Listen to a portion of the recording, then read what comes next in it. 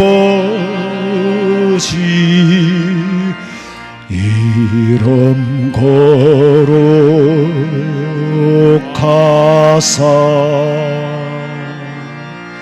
주님 나라 임하시고 뜻이 이루어지이다.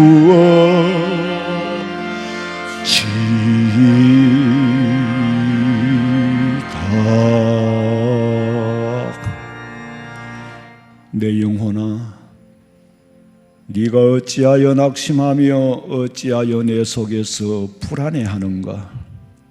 너는 하나님께 소망을 두라. 그가 나타나 도우심으로 말미암아 내 하나님을 여전히 찬송하리로다. 하나님의 은혜가 아니면 오늘도 여전히 찬송할 수 없는 연약하고 나약하여 병들기 쉬운 병아리와 같고 만지면 부서지기 쉬운 질그릇과 같은 저희들을 수많은 사람들 가운데서 죄악 가운데 건져 아버지의 전에 나와 여전히 찬양하며 여전히 예배할 수 있는 은혜 주셨사오매 아버지 하나님 한 분 의지하고 살아가는 저희들에게 불안하지 않도록 도와주시고 이 예배를 받아 연락하시며 예배 가운데 임재하시고 예배 가운데 하나님을 만날 수 있는 은혜를 체험하게 하여 주시옵소서. 다시 오실 예수님의 이름으로 기도하옵나이다. 아멘. 전능하사 천지를 만드신 하나님 아버지를 내가 믿사오며 그 외아들 우리 주 예수 그리스도를 믿사오니 이는 성령으로 잉태하사 동정녀 마리아에게 나시고 본디오 빌라도에게 고난을 받으사 십자가에 못 박혀 죽으시고 장사한 지 사흘 만에 죽은 자 가운데서 다시 살아나시며 하늘에 오르사 전능하신 하나님 우편에 앉아 계시다가 저리로서 산자와 죽은 자를 심판하려 오시리라. 성령을 믿사오며 거룩한 공회와 성도가 서로 교통하는 것과 죄를 사하여 주시는 것과 몸이 다시 사는 것과 영원히 사는 것을 믿사옵나이다. 아멘.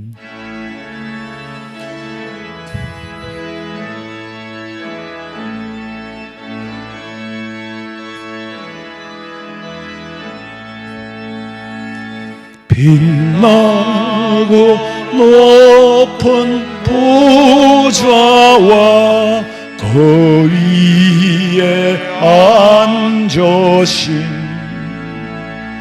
주 예수 얼굴 영광이 해같이 빛나네.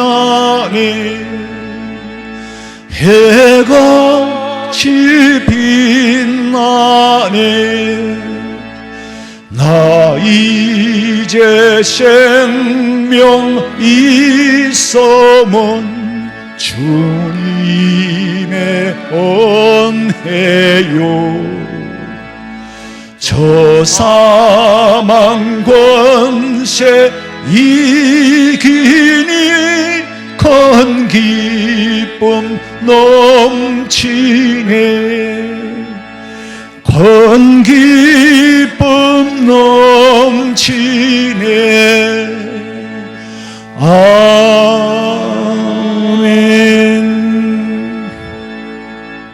하나님이여, 찬송이 시온에서 주를 기다리오며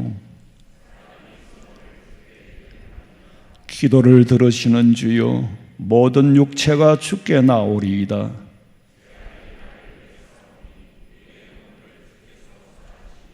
주께서 택하시고 가까이 오게 하사 우리가 주의 집 곧 주의 성전의 아름다움으로 만족하리이다. 하나님의 강에 물이 가득하게 하시고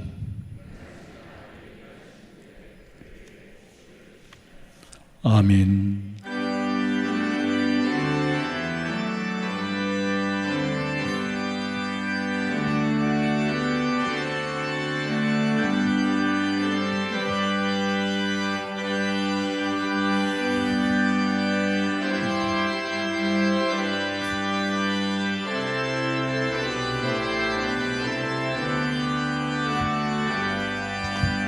놀랍다 주님의 권능에 우리의 죄를 속하시려 갈보리 십자가 위에서 어린 양 보혈을 흘렸네.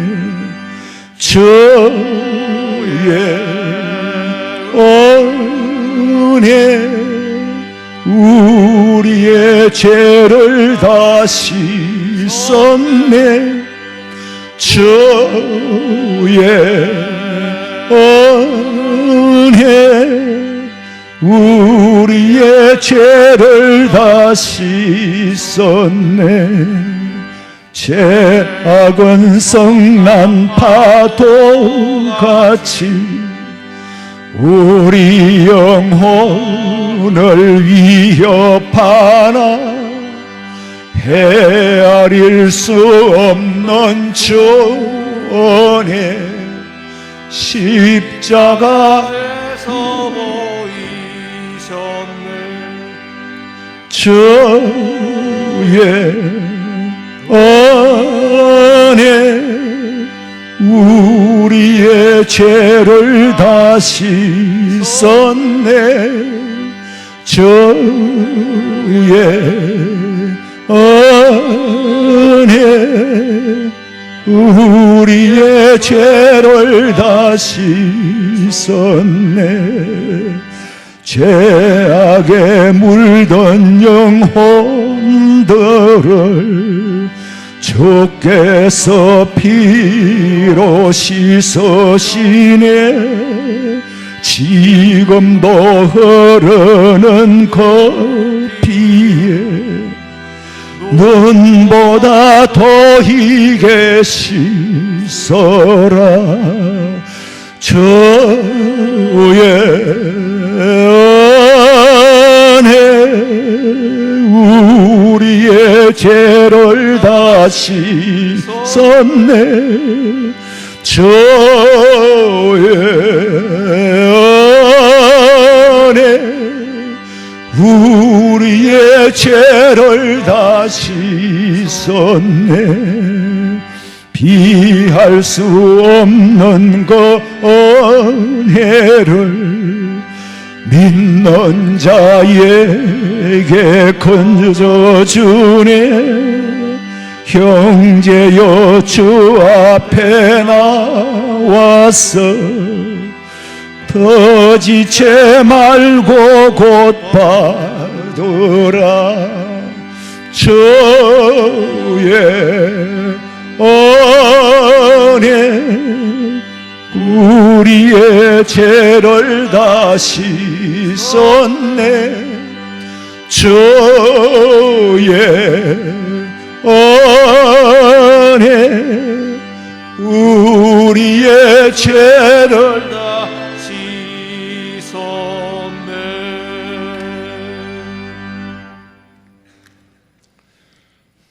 하나님 아버지 감사합니다. 허물 많은 저희들을 사랑하여 주시고 하나님의 자녀로 인쳐주시고 언제나 하나님 안에서 살아갈 수 있도록 은혜를 베풀어 주심에 진심으로 감사함을 드립니다. 오늘 거룩한 주일을 맞이하여 주님께 나왔습니다. 모든 영광 주님 홀로 받으시고 오직 하나님만을 높이는 거룩하고 복된 예배가 되게 하여 주시옵소서. 저희들이 한 주 동안 지은 지난날의 죄를 고백합니다. 하나님 아버지를 닮아가야 함에도 세상을 닮아갔던 저들이었습니다. 세상 속에서 알게 모르게 행한 저희의 죄와 불신앙적인 모습들을 회개하오니 주님의 보혈로 깨끗이 씻어주시고 용서하여 주시옵소서. 온영으로 힘든 삶을 살고 있는 우리 성도들을 기억하옵소서. 어둠과 탁한 시대 속에서 믿음으로 살았던 믿음의 선조들을 기억합니다. 우상시대에 하나님의 음성을 듣고 소명자의 삶을 살았던 아브람처럼 늘 주님과 동행하기를 원합니다. 아무도 기도하지 않을 때 홀로 하나님의 살아계심을 증명했던 한나의 부르짖음을 기억하기를 원합니다. 우리 힘으로 아무것도 할 수 없을 때라도 주님을 믿고 신뢰하게 하시고 우리보다 크시고 위대하신 하나님을 높이며 찬양하게 하옵소서. 사람들과의 관계 속에서 그리스도인의 아름다움을 드러내게 하시고 헌신과 사랑으로 본을 보이게 하옵소서. 지켜야 할 마땅한 도리들을 지키게 하시고 공의와 정의를 실현하며 사랑과 긍휼을 실천하는 삶이 되게 하옵소서. 이 지구촌이 온역과 전쟁과 폭염과 폭우로 멸망의 길로 가고 있나이다. 우리 주님의 계획하심이 어디 있는지 믿는 우리는 믿음을 굳게 지켜 승리하게 하옵소서. 특별히 우리나라를 기억하여 주옵소서. 믿음의 선조들의 간절한 기도로 세워진 이 나라에서 저 위대한 위정자들이 하나님의 법을 지우려 하고 있나이다. 우리들의 힘으로는 감당할 수 없어 아버지 앞에 호소합니다. 아버지께서 지금 우리나라에서 행하여지는 모든 악법이 통과되지 않도록 지켜주시옵소서. 히스기야가 병이 들어 나철벽으로 향하고 통곡하며 간절할 기도를 할 때 그 기도를 들어주셨던 하나님 아버지, 오늘 우리 성도들이 호소하는 눈물의 기도를 속히 들어 응답하여 주시옵소서. 그리하여 이 땅에서는 영원토록 마음껏 전도하며 기도하며 예배할 수 있는 축복의 은혜를 내려 주시옵소서. 오늘 또 단위의 귀한 목사님 세우셨사오니 강하고 담대하게 하여 주옵시고 이 시간 선포되는 말씀이 온욕으로 지친 우리들의 삶에 행복한 위로와 축복의 말씀 되게 하시옵소서. 감사하고 살아계신 예수님 이름으로 기도 올려옵나이다. 아멘.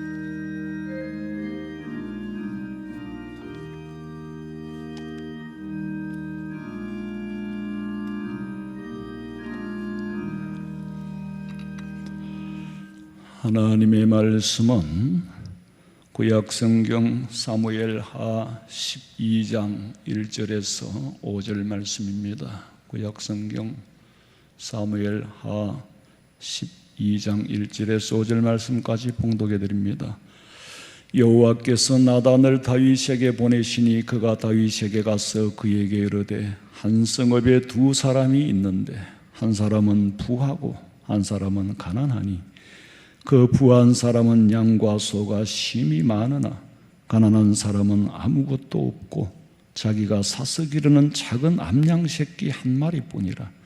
그 암양 새끼는 그와 그의 자식과 함께 자라며 그가 먹는 것을 먹으며 그의 잔으로 마시며 그의 품에 누움으로 그에게는 딸처럼 되었거늘 어떤 행인이 그 부자에게 오매 부자가 자기에게 온 행인을 위하여 자기의 양과 소를 아껴 잡지 아니하고 가난한 사람의 양 새끼를 빼앗아다 자기에게 온 사람을 위하여 잡았나이다 하니 다윗이 그 사람으로 말미암아 노하여 나단에게 이르되 여호와의 살아계심을 두고 맹세하노니 이 일을 행한 그 사람은 마땅히 죽을 자라.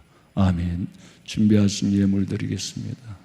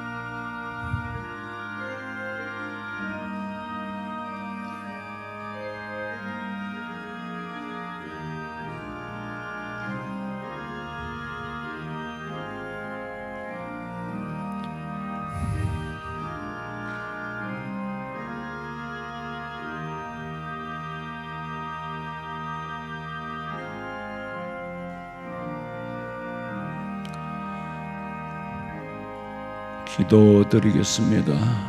하나님 아버지, 감사합니다.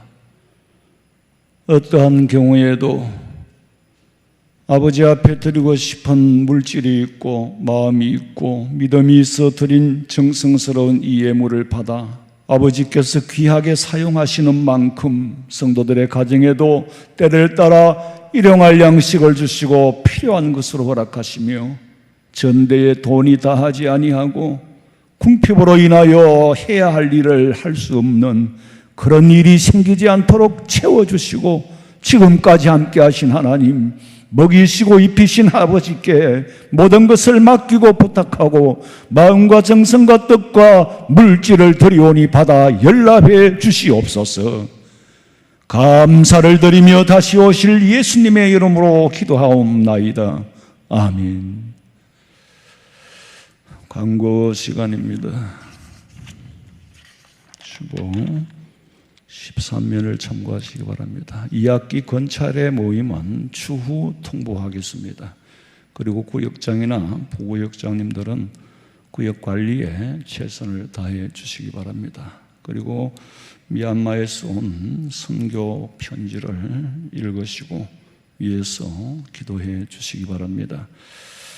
소천 광고드립니다. 39구역의 은미영 집사님의 친정 모친께서 지난 8월 25일 수요일 소천하셨고, 1구역의 김석자 권사님, 남편 되시는 분 임영주 집사님, 임영희 성도님의 부친께서 지난 8월 27일 금요일 소천하셨습니다. 유족들에게 위로가 있기를 부탁드리고, 그리고 여러분 예배 마치고 나가실 때에 주보를 꼭 들고 나가셔서 집에 가져가기가 싫으신 분들은 수거함에 꼭 넣어주시고 그렇게 가시면 고맙겠습니다. 이게 또 여러 사람이 만져서도 안 되고 또 이 흘러다니다가 다음 주에 오시는 분들이 이 주보를 들고 사이클이 안 맞아가지고 방황하는 수도 있고, 그러니까 꼭 방역을 위해서도 그렇고 다른 사람이 만지지 않도록 수요일 날 오실 분은 또 필요로 하니까 집에 가지고 가시고, 그 외에 필요 없는 분들은 꼭 수거함에 넣어주시면 고맙겠습니다. 요새는 이게 방역이 작은 사람 손을 많이 만지면 안 되는가 봐요.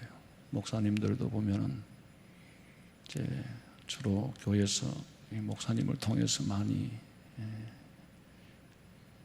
이게 확산이 돼요. 그래서 참 조심해야 됩니다. 요건 지금 방송에 나가기 때문에 말을 살짝 하는 거니까 조금 저 가까이 오지 마세요. 대부분 교회마다 그런 경우들이 많아가지고 그렇습니다.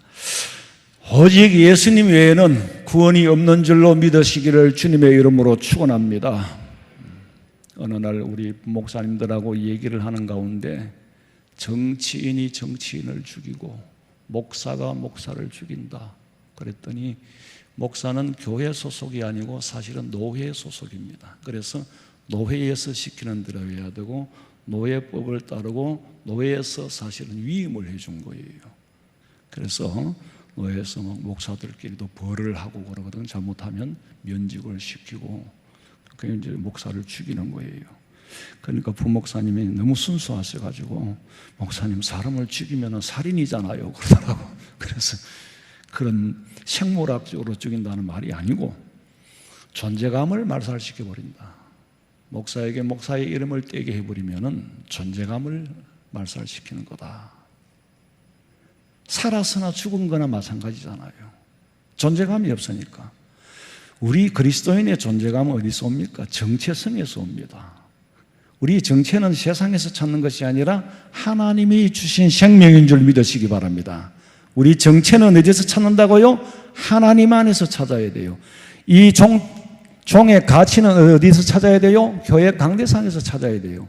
이걸 고물상에 갖다 놓으면 가치가 없어요. 여러분은 주 안에 있을 때 아버지 품에서 존귀한 자인 줄로 믿으시기를 간절히 소원합니다. 다른 사람이 누가 예수쟁이를 알아주나요? 그런데요, 하나님은 참 너무너무 사랑해 주셔. 그 거신 하나님 사랑 말로 다 형용 못하네. 체험해보지 않은 사람은 말하지 마. 고린도후서 4장 7절에 보니까 우리가 이 보배를 질그릇에 가졌으니, 뭘? 보배를 어디에 가졌다고? 이 망가질 질그릇에, 병들기 쉽고 연약한 이 질그릇에 가졌으니. 왜냐?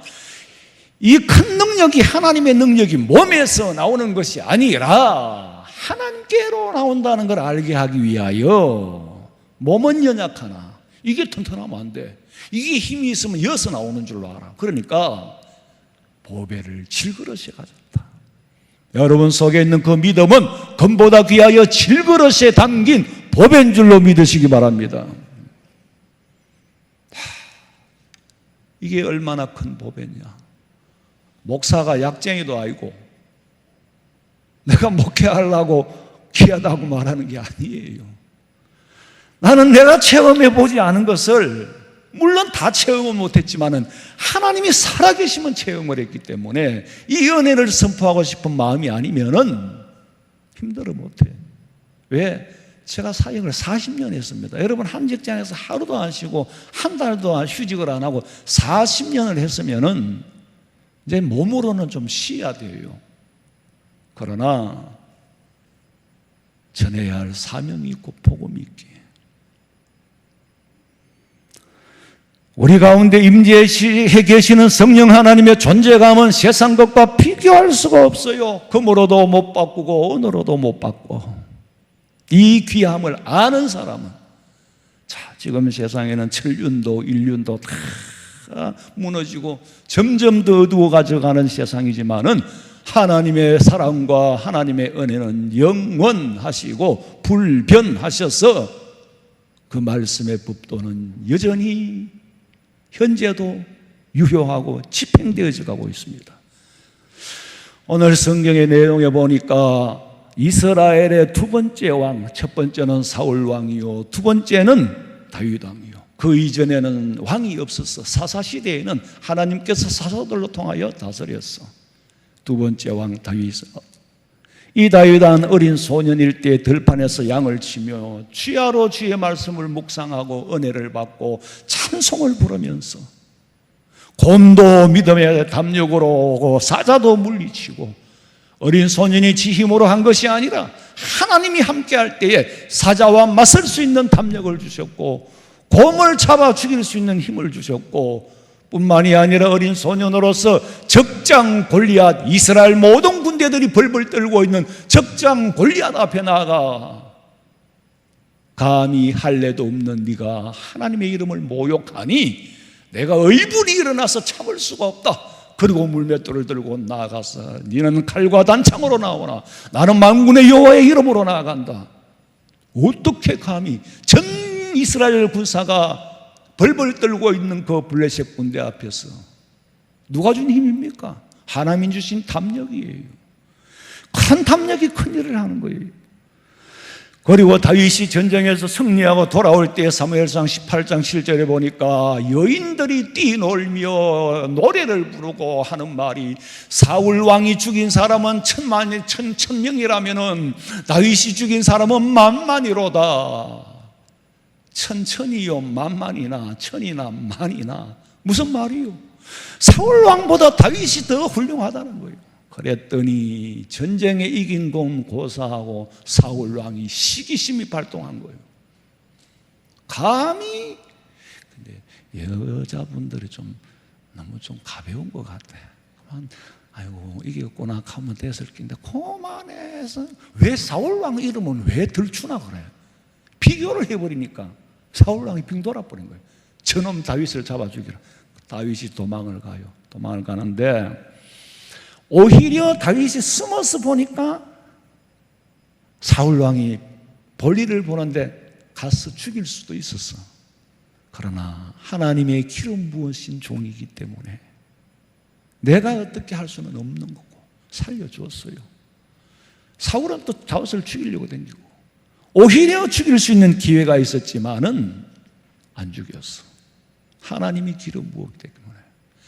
그러했던 그 믿음의 다윗이 왕이 된 후로는 그만에 한순간에 자기의 충신이고 신복의 아내, 충신의 아내, 장군의 아내 우리아의 아내 바세바를 취하고 이 사건을 권력의 힘으로 덮으려고 암몬과의 전쟁 때에 우리아 장군을 불렀어.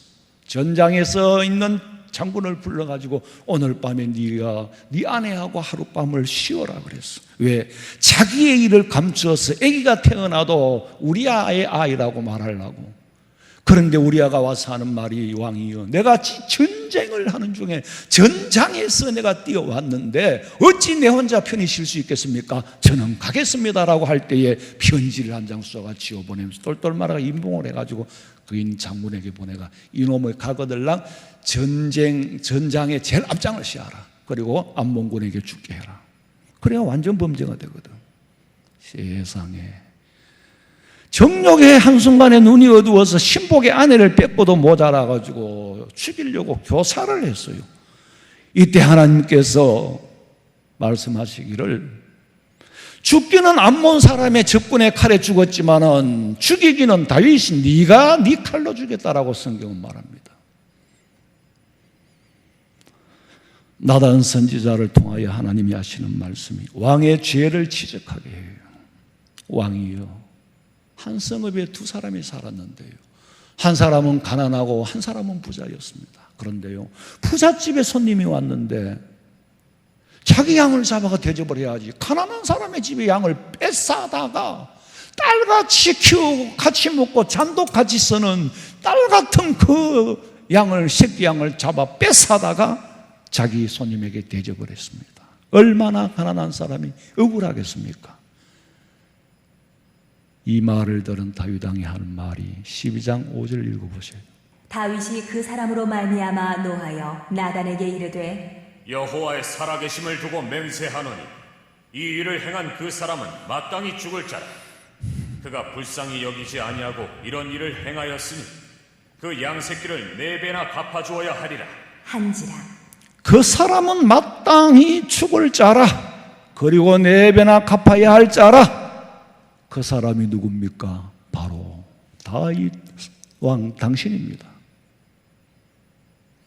하나님께서는 사울로 통하여 당신의 목숨도 죽이려고 할 때 살려주었고, 무엇이든지 부족함이 있으면 다 채워주셨고, 만일 왕 당신이 부족함이 있었다면 선지자인 내가 당신 그 모자라는 걸 채워주려고 생각을 했는데 어찌하여 이런 일을 저지릅니까? 12장 9절. 그러한데 어찌하여 내가 여호와의 말씀을 업신여기고 나 보기에 악을 행하였니? 내가 칼로 햇사람 우리아를 치되 암몬 자손의 칼로 죽이고 그의 아내를 빼앗아 내 아내로 삼았더니, 그야말로 권력형 성폭력을, 그리고 살인 교사를, 그리고 충신에 대한 배신을, 이런 사악한 죄를 저질렀어요. 세상에 다윗이 소년일 때는 그렇게 순수하고 주의 아버지의 말씀을 묵상하고 하나님을 찬양하던 그 순수한 믿음이 어디로 가고, 블레셋 군대 앞에 의분을 불러일으켜서 하나님을 욕되게 하는 그 무리들을 쳐부순 그 정의감은 어디로 가고, 왕이 된 후에 한순간에 정욕을 이기지 못하여 죄에 빠져서 점점 더 죄악으로 가는, 죄는 자연스럽겠지요. 죄인 줄 모르고 너무 자연스럽게 가다 보니 죄를 짓는데, 이것이 죄인 줄 알고 그걸 덮으려고 하거나 그 죄를 더 깊이 지으면 죄악에 빠지게 되는 거예요. 그러니까 모르겠어요. 그저 남의 아내를 뭐 그냥 그런 것 정도는 또 하나님 봐줘살라는가 모르겠는데, 그러고도 완전 범죄를 하려고 그 남편을 죽여버리는 거예요. 사악한 사람이 되어버렸어요. 그래서 나단 선지자로 통하여 의분을 불러일으켰어. 여러분, 지금 내 신앙의 모습이 다윗과 같이 그 처음 신앙, 처음 사랑, 처음 은혜를 잊어버리고 나도 모르게 죄악의 길로 빠져들고 있지는 않는지, 다윗이 하나님을 버린 건 아니에요. 하나님 안에서 죄를 짓는 거예요. 여러분, 처음 사랑과 처음 은혜를 간직하고 계십니까? 가난하고 어렵고 힘들 때의 그 간절한 창자가 끊어질 듯한 그 간절했던 기도가 지금 살아있느냐 이거예요. 처음 사랑과 처음 은혜를 잃어버렸다. 저도 탄식을 해요. 하나님 아버지여, 제가 기도원에 가서 그렇게 나무 뿌리를 붙잡고 기도하던 그 은혜, 그 간절함이 없어졌습니다. 그게 없으니까 너무 갈급합니다. 첫사랑 처음 은혜를 회복시켜 주시옵소서. 내 힘으로는 불가능하니 성령 하나님께서 붙잡아 주시옵소서. 처음 사랑을 잃은 모습이 바로 내 모습이 아닌가. 나도 모르게 죄를 짓게 되고 나중에는 죄악에 빠지고 나니 죄의 무게가 오기 시작합니다. 깊이 빠지면 빠질수록 그 무게는 더 무거워요. 마지막에는 견디지 못하여서 스스로 그 무게에 깔려서 목숨을 내려놓는 사람, 이 일을 행한 그 사람은 마땅히 죽을 자라. 강간을 했으니까 죽을 자요. 형법에 속하는 거예요. 그 다음에 4배나 갚아야 된다. 민법입니다. 누가 정했습니까?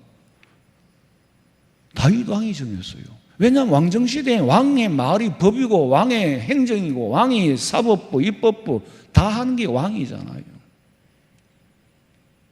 왕의 말이 법이요. 자기가 법을 만들어서 여호와 앞에 맹세하고 만든 법이요. 민형사간에 2가지 책임을 다 져야 돼요. 그러니까 그냥 지나갈 수는 없습니다. 그래서 11절 읽어봐요. 여호와께서 또 이와 같이 이르시기를, 보라, 내가 너와 내 집에 재앙을 일으키고 내가 내 눈앞에서 내 아내를 빼앗아 내 이웃들에게 주리니 그 사람들이 내 아내들과 더불어 백주에 동침하리라.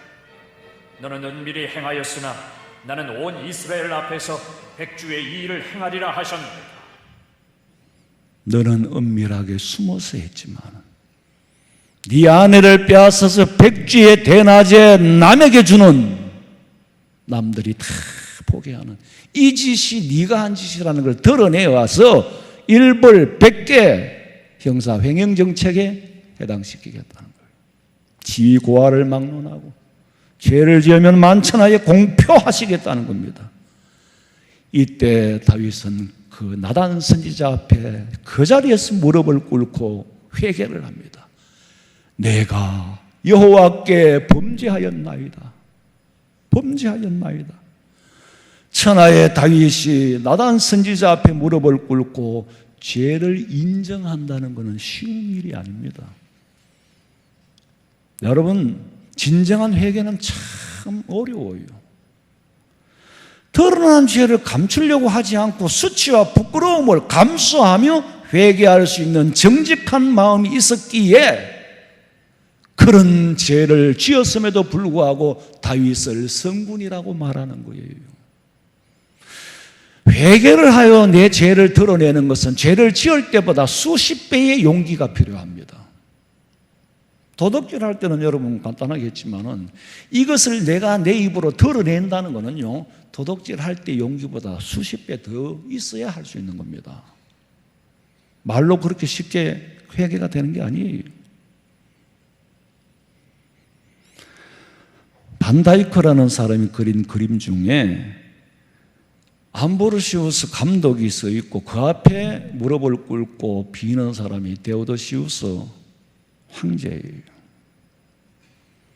이게 무슨 의미를 말하냐면 저 그림의 역사적인 배경은 당시에 그리스 데살로니가는 로마의 식민지로 있었어. 로마의 식민지에 있으니까 수비대를 보냈는데 데살로니가에서 그 수비대의 사람을 폭력으로 죽여버린 거예요. 그러니까 황제 데오도시우스는 생각하기를 이놈들이 감히 로마의 수비대를 죽여 데살로니가의 대학살을 명령을 했는 거예요. 그러니까 그때 데살로니가 시민이 1,500에서 7,000명이라고 하는데 좌우간 정확한 숫자는 알 수가 없고 학자들마다 다르게 말하니까. 근데 중요한 것은 대량 학살을 했다는 거예요. 이러니까 교황이 아니고 감독 암브로시우스가 황제 당신은 교회는 못 온다. 교회 출입 금지 명령을 내렸어요. 금지령이 내렸어요. 그럼에도 불구하고 이 황제가 밀라노 교회에 부활절날 측근들을 데리고 들어가려고 할 때에 암브로시우스 감독이 데오도시우스 황제를 못 들어오게 막습니다. 이때 황제가 하는 말이 회개를 했으면 좋을 건데 내가 죄가 있어서 교회에 못 들어간다면은 하나님의 사랑을 받은 다윗의 죄는 어떡할 거냐? 다윗에게도 죄가 있지 않았느냐? 그러니까 암브로시우스 감독이 하는 말이 죄요? 당신이 다윗 왕의 죄를 모방했다면은 회개도 다윗 왕과 같이 하세요. 이 말을 듣고 꼼짝을 못하고 그 앞에서 무릎을 꿇고 비는 모습이 반다이크가 그린 작품이에요. 제가 그 그림을 보고 느낀 것은 정죄보다 정죄하기 전에, 정죄가 기세를 부리기 전에 먼저 회개가 선행되고, 회개가 선행되는 사회가 되었으면 얼마나 밝은 세상이 될까, 그런 마음이 들었어요. 그래서 내가 93년 6월 20일자 모 신문 일간지에 칼럼을 썼어. 아직도 제가 그 신문을 갖고 있는데, 제가 바라는 건 왜 그 칼럼을 썼냐면은 지금도 마찬가지잖아요. 30년 전이나 지금이나 정죄를 해도 정죄를 안 받고, 정죄를 해도 회개를 안 하고, 정죄하기 전에 회개부터 해버리면은 내가 죄를 지었습니다. 다윗 선지 다윗과 같이 내가 어쩌다가 육신이 약하고 마음이 연약하여 한순간에 죄를 지었습니다. 내가 공인으로서 정말 무서운 죄를 지었습니다. 그러나 정치는 잘하겠습니다. 이러면 얼마나 좋겠어. 그런데 세상에 회개를 못하니까 스스로 목숨을 끊는 거예요. 그 죄의 무게에 눌려가지고 회개를 안 하니까 감옥에 가는 거예요. 내가 죄를 지었습니다라고 인정을 하면 정상 참작을 해서 많이 봐줬을 건데 아직 감옥살이 하는 사람도 있고 죽은 사람도 있고, 세상에 이게 아무리 사람이 타락해도 막장판이지. 여자 대통령의 나체 사진을 국회의사당에 걸어놓는 그런 꼴들이 있었잖아요. 그리고 지금은 어떻습니까? 전부 성추행, 성폭력으로. 동성애만 죄가 아니라 이성도 질서를 어기면 죄예요. 세상이 이렇게 혼잡해져 버렸어. 그런데 다윗은 음행을 저지르고 신하까지 죽임에도 불구하고 회개하니까 성군이라 불려진 거예요. 왜? 회개는 죄 짓는 것보다 용기가 수십 배 필요하기 때문에. 대단한 사람이다. 대단한 사람이다. 자기 죄를 인정하는 사람, 대단한 사람이다. 아담이 선악과를 따먹고 하나님 앞에 회개를 했으면 좋을 건데 회개를 하지 않고 죄를 하와에게 전가시켰어요. 하와는 뱀에게 전가시켰어요. 이놈들이 회개할 기미가 안 보이네. 그러니까 죽음에 이르게 된 겁니다. 사형 선고를 받았어요. 정령 죽으리라. 죄의 값은 사망이라. 그러면 아담의 후손인 우리도 사실은 사형 선고를 받고 집행을 유예하는 그 기간을 사는 게 인생입니다. 사형 선고는 집행이 되는 날 이전까지는 미결로 사는 거예요. 이미 사형 선고는 받았어요. 집행이 안 됐을 뿐이지.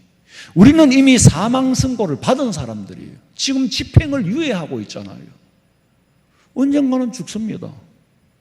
유예 기간 동안에 어떻게 살아가느냐? 예수님 영접하고 사느냐? 어제 문상 같은, 아래 문상 같은 그때에도 병원에 입원했을 때 제가 그 어르신한테 전화를 해서 10분간 전도를 했어요. 환자니까 길게 대화를 못 하잖아요.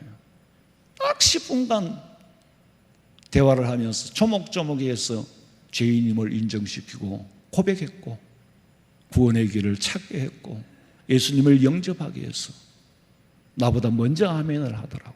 그러고 나니 목사님 마음이 편합니다. 그동안에는 고아로 살았어요. 사형 선고는 이미 받아놓고 그 집행유예 기간 동안에 아무도 면회 오는 사람 없이 우리 인생이 그렇잖아요. 내가 외로울 때 예수님 말고는 내가 면회 오는 사람이 없어요. 면회 오는 사람이 없어. 내가 힘들 때에 하나님 말고는 나를 도와주는 사람이 없어요. 고아와 같이 살다가 마지막에라도 아버지 만나서 아버지 손잡고 천국 갔으니 할렐루야. 얼마나 감사합니까? 죄의 무게는 키약없으로 무거워집니다. 아이, 죽을 용기가 있으면 살지 그래 말하는데 아니에요. 회개를 모르는 사람은 부끄러움을 당하는 것보다는 차라리 죽음을 선택합니다. 그만큼 자기가 지은 죄를 부끄러워해요. 그만큼 자기 모습이 보기가 싫은 거예요. 우리가 설교를 하잖아요. 그러면 내 설교를 내가 듣느냐? 안 듣습니다. 내 모습이 너무 싫은 거예요. 내 목소리도 듣기 싫은 거예요. 왜? 허물투성이니까. 우리 부목사님들 다 마찬가지예요. 내가 한 일을 내가 뜻없이 드러내놓을 수 있으면 좋겠는데 설교를 하고도 내가 보기에 부족함이 있으면 보기가 싫은 거예요. 그래서 부끄러움을 당하는 것보다는 차라리 죽음을 선택하는 거예요. 그래서 회개를 하는 데는 죄를 지을 때 용기보다 수십 배 필요하다. 우리가 입으로 하나님 회개합니다, 회개합니다 하는데 진정한 회개는 부끄러움을 드러낼 수 있어야 그게 회개예요. 그런 회개는 성령의 역사가 없이는 불가능합니다. 인간의 힘으로는 그런 용기가 안 생겨요. 성령이 역사할 때 옛날에 부흥회하고 은혜 받을 때 막 눈물을 흘리며 콧물을 흘리며 범벅이 돼서 통해 자복을 하잖아요. 그거는 성령의 역사가 아니면 회개가 안 일어난다니까. 평양 대부흥 운동이 어디서부터 시작됩니까? 회개로부터 시작되는 거예요. 성령이 내게 임하시면 회개가 먼저 나와요. 회개라는 것은 전인격적인 변화를 말하거든. 지적으로 이게 죄를 죄로 알아야 돼요. 정은 감정으로 죄를 슬퍼해야 돼요. 내가 왜 죄를 지었을까? 그리고 의지로 결단을 해요. 지정의가 합해서 회개가 이루어지는 게 균형 잡힌 회개, 참 회개예요. 바울과 어거스틴이 참회를 했잖아요. 누가복음 19장 8절 읽어봐요. 삭개오가 서서 주께 여짜오되 주여 보시옵소서. 내 소유의 절반을 가난한 자들에게 주겠사오며 만일 누구의 것을 속여 빼앗은 일이 있으면 네 갑절이나 갚겠나이다. 잘 보세요. 자, 삭개오는 셀입니다. 직업이 세금을 거두는 사람이에요. 당시에 이스라엘은 로마의 식민지였어요. 식민지 백성으로서 세리가 됐어. 그러니까 내가 맡은 구역에 세금을 많이 거두어서 로마에 바치고 나머지를 하리를 많이 먹는 거예요. 그러니까 달성군에 만약에 세금을 거두는 사람 같으면은 내가 로마에다가 많이 바치겠다. 입찰을 봐가지고 입찰금을 받는 사람이 나는 로마에 100만 원을 바치겠습니다. 나는 150만 원을 바치겠습니다. 이런 150만 원에 낙찰이 되는 거예요. 그래서 낙찰을 받으면 세리가 되는 거예요. 세리가 되면 내가 150만 원 갖다 바쳐야 되니까 300만 원은 거다야 내가 150만 원 먹을 수 있잖아요. 그러니까 당시에 이스라엘에서는 세리라 하면은요, 마태도 그렇고 세금제를 아주 로마의 앞잡이로 생각하고 미워했어요. 싫어했어요. 그러니까 근데 이 삭개오가 말이요, 회개를 하는 거예요. 예수님 만나고 회개를 하고 4배로 갚겠다라는 말은 로마의 법을 떠나서 하나님의 율법인 4배를 갚겠다. 로마의 법에 속하지 아니한 하나님의 법에 속하겠다. 속여 빼앗은 일이 있으면 4배나 갚겠나이다. 하나님의 법에 나는 따르겠다는 거예요. 이제는 구체적으로 드러내놓고 피해자 앞에 가서 가해자로서 드러내놓고 내 죄를 인정하고 갚겠다는 민사소송법에 위반되는 일을 하지 않겠다. 네 배를 안 갚아도 로마의 법으로는 아무 문제가 없어요. 그런데 하나님의 법이 있잖아요. 하나님의 민사소송법이 있어요. 네 배로 갚아라. 다윗 왕도 네 배라 그랬어요.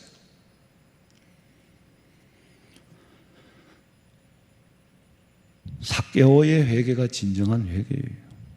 그리고 다윗이 내가 여호와께 죄를 범하였다고 회개할 때 나단 선지자가 뭐라고 했습니까? 읽어봐요.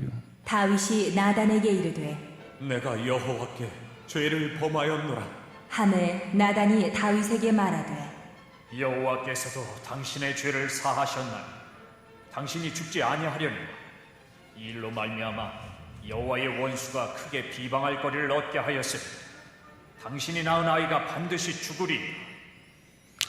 너는 용서를 하는데 용서했으면 끝이 나야 될 거 아니에요. 그런데요, 용서와 벌은 징계는 별개라는 걸 알아야 됩니다.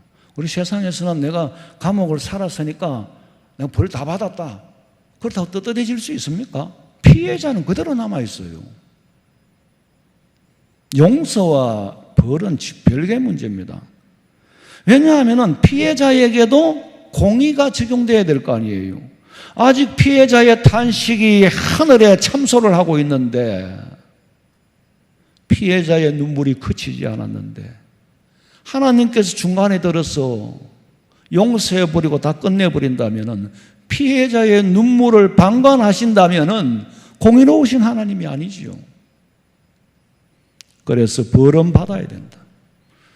우리가 용서는 받지만 벌금은 내잖아요. 그로 인하여 다윗이 죽는 것이 아니라 그 아이가, 그 아들이 죽는다는 거예요. 아니, 죄를 지었으면 다윗이 죽어야지 왜 아이가 죽습니까? 다윗은 공인이잖아요. 이스라엘의 왕이잖아요. 왕이 그 죄로 인하여서 죽음을 면치 못한다면 이스라엘 나라가 꼴이 어떻게 되겠어요? 네가 할 일은 다 돼. 아이가 벌을 받는 것이 아니라 벌도 네가 받는다. 왜? 네 아이가 죽으니까. 내가 죽는 것보다 아들이 죽는 게 더 가슴이 아프잖아요. 평생 고통을 끌어안고 살아야 되는 거예요. 모세가 구서 여인과 결혼을 했을 때 형제간들이 이방 여인과 결혼을 했다고 소문을 내니까 더 이상 떠들지 못하고 분탕치지 말도록 나병이 들어서 분리를 시켜버리는 거예요. 왜? 모세가 잘못한 건 맞아. 그러나 니들이 설치지 마. 모세에게 지도력의 손녀상을 입히면은 광야에 나와서 누가 이스라엘 백성들을 끌고 가겠느냐? 자, 이때 이제 다윗이 집으로 돌아갔어요. 12장 15절에 보니까 나단이 자기 집으로 돌아가냐. 나단은 자기 집으로 갔고, 그 다음에 가니까 우리아의 아내가 다윗에게 낳은 아이를 여호와께서 치심에 심히 알른지라. 아니, 우리아의 아내가 우리아의 아이를 낳아야지 왜 우리아의 아내가 다윗의 아들을 낳습니까? 불륜 관계에서 태어난 아이. 8절에 보니까 이래 만에 그 아이가 죽으니라. 천하의 다윗 왕도 하나님의 징계는 피해갈 수 없고, 예수님께서 바리새인들을 향하여 말씀하시기를 마태복음 이는 선지자를 14장 통하여 말씀하신 바 내가 입을 열어 비유로 말하고 창세부터 감추인 것들을 드러내리라. 함을 이루려 하시니라. 하나님 앞에 지은 죄는 창세 때부터 지은 죄를 드러내리라. 시효가 없어요. 세상에는 죄를 짓고 몇 년이 지나면 시간이 지나면 효과를 봐. 시효라 그러지요. 그것도 왜 시효가 있느냐? 네가 마음으로 고통을 받았다. 몸으로는 감옥에 안 갔지만 마음으로 감옥살이를 했으니까 시효라는 게 정해져 있으나 하나님 앞에는 시효가 없습니다. 창세 때부터 지은 죄를 다 드러내리라.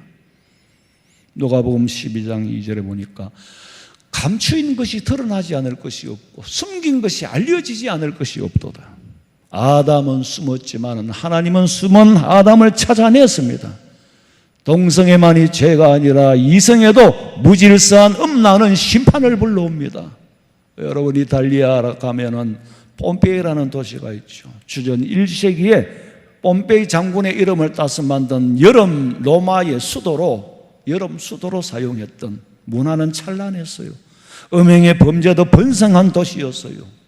폼페이 건너편에 있는 베수비오 화산 폭발로 순식간에 폼페이 그 찬란했던 문명이 잿더미가 되어버려요.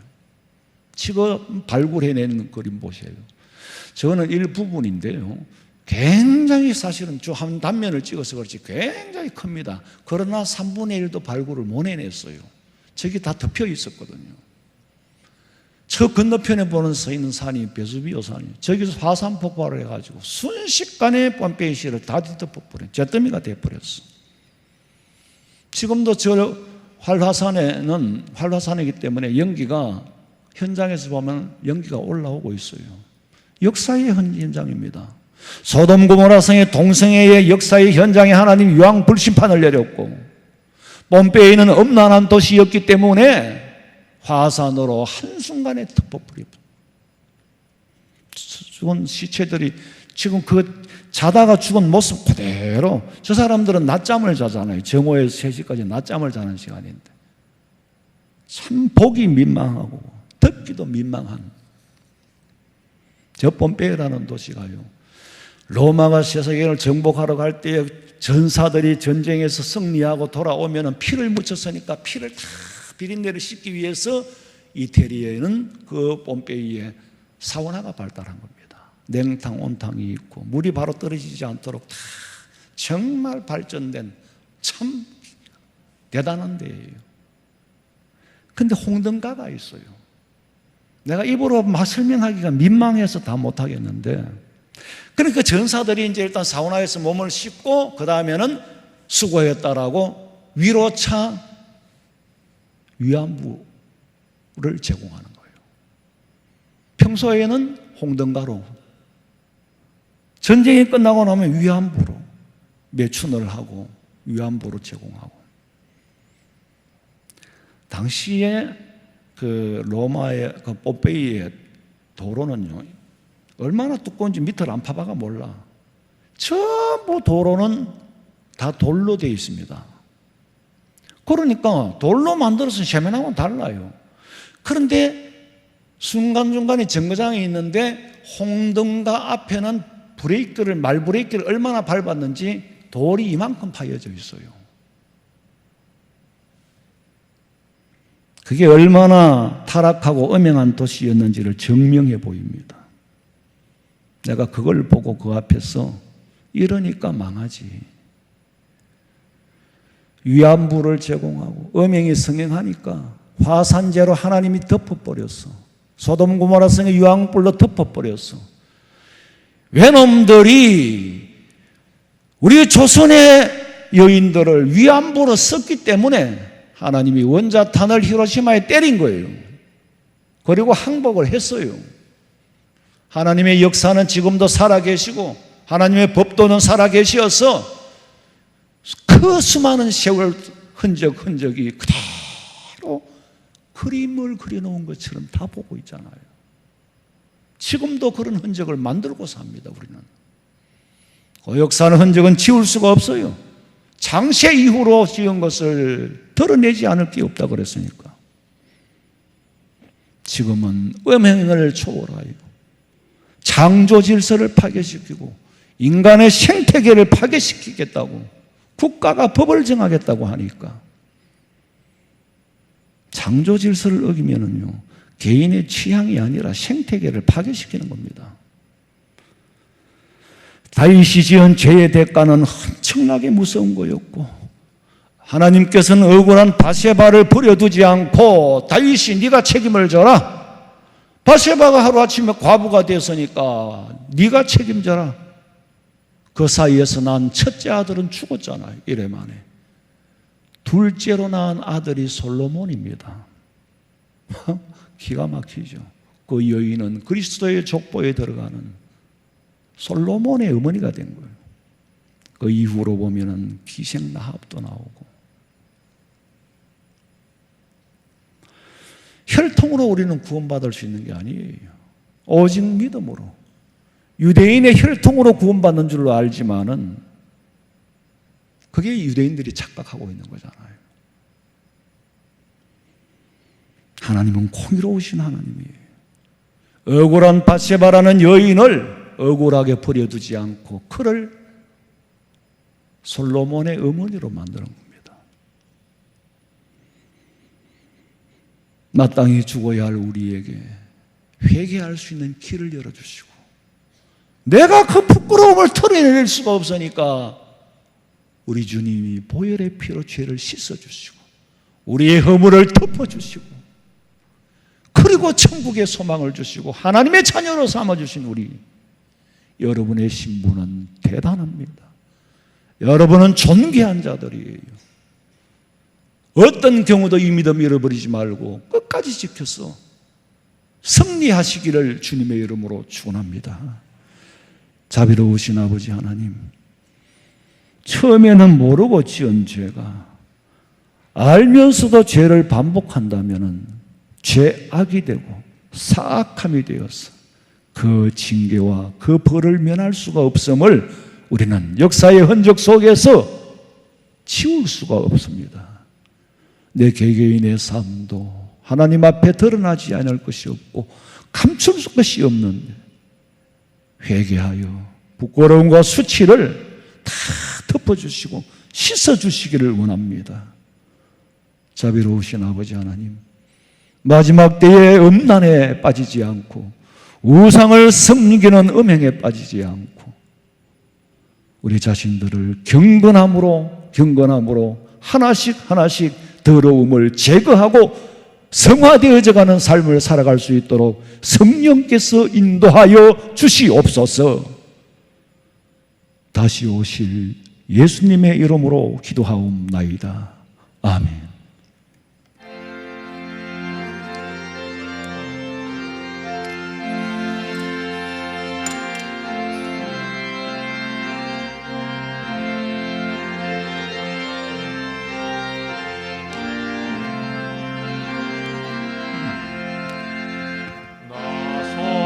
죄함을 받으러 한없는 기쁨을 다 헤아릴 수 없어서 널 찬송합니다.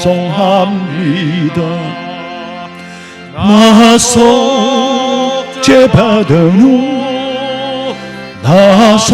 받은 후 주를 찬미하겠네. 나 속죄 받은 후 주의 이름 찬미하겠네. 나 속죄함을 받은 후 내 마음이 새로워 주 뜻을 준행하면서 죄 길을 버리네. 나 속죄 받은